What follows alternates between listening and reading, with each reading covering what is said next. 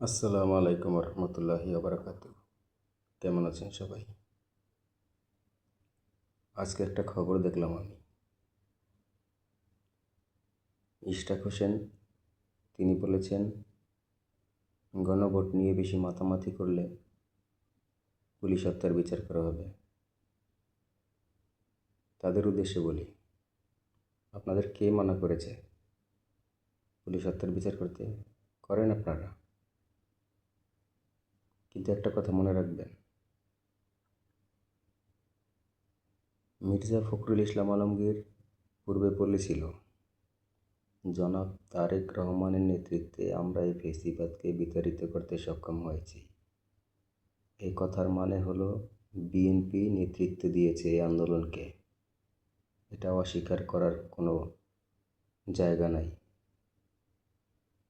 মির্জা ফখরুল ইসলাম আলমগীর, রুহুল কবির রিজভী, মির্জা আব্বাস, সালাউদ্দিন আহমেদ, টুকু মিয়া, আমির হোসেন আমু, জনাব তারেক রহমান, যত বিএনপির বড় বড় নেতা আছে তারা সবাই এই আন্দোলনের সাথে যুক্ত। কাজেই আগে আপনাদের দিয়ে শুরু করেন, যারা এই অভিযোগের প্রধান আসামি তাদের দিয়ে। বিএনপির নেতারা এই আন্দোলনের প্রধান আসামি, তাদের দিয়ে বিচার কার্য শুরু হোক। পরে বাদবাকিটা পরে দেখা যাবে, আগে তাদের দিয়ে শুরু করেন। আর একটা কথা, আপনারা ক্ষমতায় আসার আগে বলেছেন একটা, ক্ষমতায় আসার পরে আরেকটা বলেন। আপনারা প্রথম থেকেই জনগণের সাথে প্রতারণা করছেন, জনগণের সাথে ধোঁকাবাজি করছেন, জনগণের ভোট নিয়ে আপনারা খেলা করছেন, ছিনিমিনি খেলছেন। জনগণ ভোট দিয়েছে, ভোট জয়যুক্ত হয়েছে। যদি আপনারা জনগণের ভোটে নির্বাচিত হয়ে থাকেন,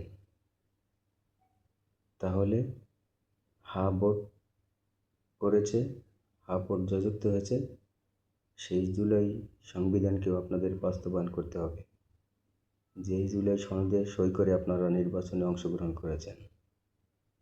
কাজেই যদি আপনারা এই গণভোট না মানেন, তাহলে জনগণও আপনাদের প্রতিনিধি মানবে না, কারণ এই নির্বাচনই তাহলে অবৈধ, আপনারা অবৈধ সরকার। আরেকটা কথা, স্বরাষ্ট্রমন্ত্রী সালাউদ্দিন আহমেদ তিনি 15 সালে উত্তরা বাসা থেকে নিখোঁজ হয়েছিলেন। মার্চ মাসে 10 মার্চ তাকে ভারতের শিলিং রাজ্যে পাওয়া গেছে, সেটা পাওয়া গেছে তাকে মে মাসে। তার মানে তাকে যদি গুম করা হতো, তাহলে কি 2 মাস পর তাকে ছেড়ে দেওয়া হতো? আর তাকে মে মাসে মেঘালয় পুলিশ দেখতে পায়, তাকে আটক করে অনুপ্রবেশকারী হিসেবে। তারপরে সে স্বীকার করেছেন তিনি অসুস্থ, তাকে চোখ বেঁধে এখানে ওখানে নিয়ে গেছে। এটা একটা নাটক, গল্প, শুধুই গল্প। ঠিক আছে, যদি তাকে মে মাসে 2015 মে মাসে তাকে ওখানে আটক করা হয়, ওখানে তাকে দেখতে পাওয়া যায়, তাহলে পরে তিনি বাংলাদেশে কেন আসলেন না? তিনি আসছেন কখন? আগস্টে, 24শে আগস্ট, মানে যখন রাস্তা পুরো ক্লিয়ার, তখন এসে ক্ষমতার চেয়ার দখল করে নিয়েছেন। সব মাতুব্বরি একাই করে। তারেক রহমানকে প্রশ্ন করলে সেই প্রশ্নের উত্তর সালাউদ্দিন আহমেদ দেন। তিনি বড় জ্ঞানী হয়ে গেছে, উনি একা রাজত্ব চালাচ্ছে। ক্ষমতা কে চালায় আমরা তো সেটাই বুঝি না, তারেক রহমান না সালাউদ্দিন আহমেদ? তারেক রহমান। অনেক চামচা আছেন বিএনপির, লেরি কুকুর। আপনাদের বলি, তারেক রহমান বীরের বেশে বাংলাদেশে ফিরে এসেছে না? 17 বছর আপনার তারেক রহমান কোথায় ছিল? তিনি আরামায় এসেছিল পরিবার নিয়ে বিদেশে, কষ্ট করলে বেগম খালেদা জিয়া করেছে বাংলাদেশে বসে। তিনি যদি বীর হতেন তাহলে 5 আগস্টের আন্দোলনের সময় তিনি বাংলাদেশে আসতেন। তিনি আসেন নাই। যদি বীর হতেন তাহলে তাকে প্রোটোকল দেওয়ার জন্য বাংলাদেশে আসার পরে বাংলাদেশ সেনাবাহিনীর যত ফোর্স আছিল, পুলিশ ফোর্স, সেনাবাহিনী, এনএসআই, যত বাহিনী আছিল, সবাইকে তার প্রোটেকশনের কাজে নিয়োজিত করা হয়েছে।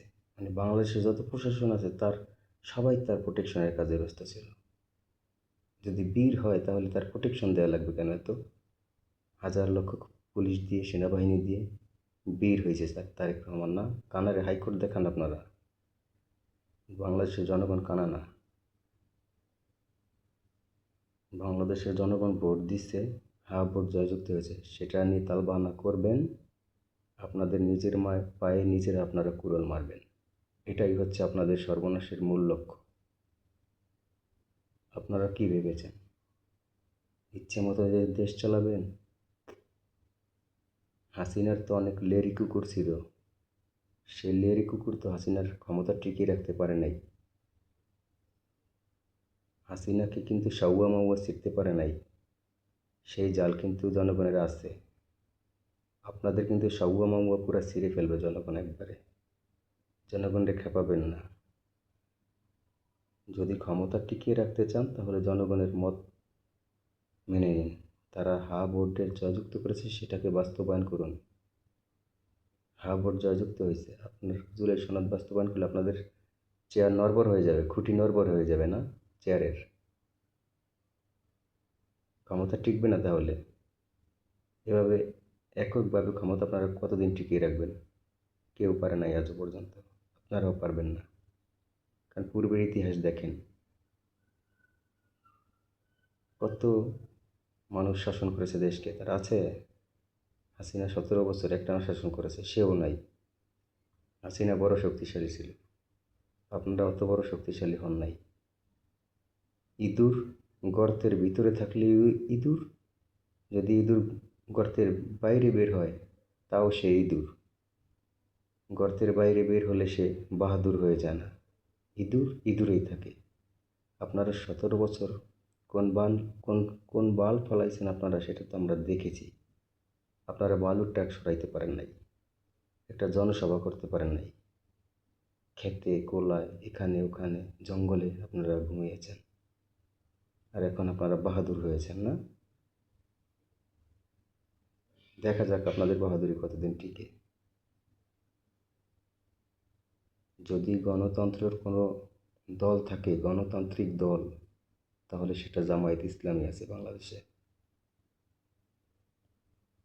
কারণ ডক্টর শফিকুর রহমান মারা যাওয়ার পর কে প্রধানমন্ত্রী হবে তার কোনো নিশ্চয়তা নাই। তাদের মধ্যে অনেক মেধাবী আছে, তারা যে কেউ একজন হতে পারে। শিশির মনির আছে, মাসুদ আছে, গোলাম পরোয়ার আছে, আরও নাম জানা না জানা অনেক নেতাকর্মী আছে।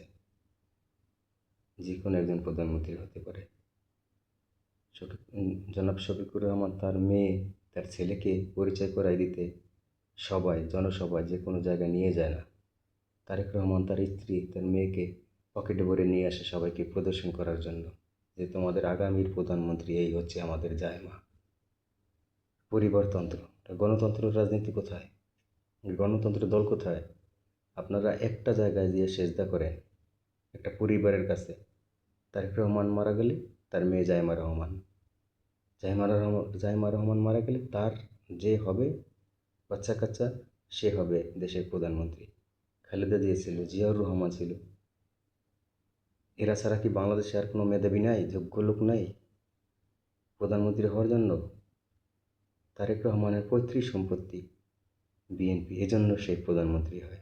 তার যোগ্যতা আছে প্রধানমন্ত্রী হওয়ার? রাজনীতি সে কত দূরে গেছে? সে রাজনীতির দিকে একবারে কাঁচা। সে একটা মেম্বারই নির্বাচন করে সে পাশ করতে পারবে?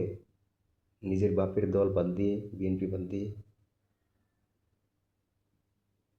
পৈতৃক সম্পত্তি, জন্মের আগেই তিনি মন্ত্রী হয়েছে, প্রধানমন্ত্রী।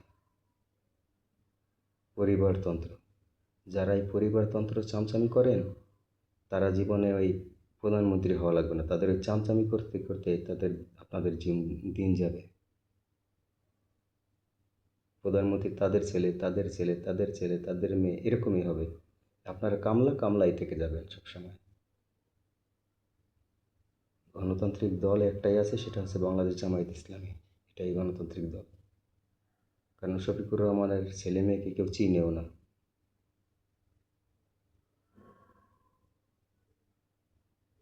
বীরের বেশে এসেছে ফিরে বাংলাদেশে, কানাডা হাইকোর্ট দেখায়। ভালো থাকবেন সবাই।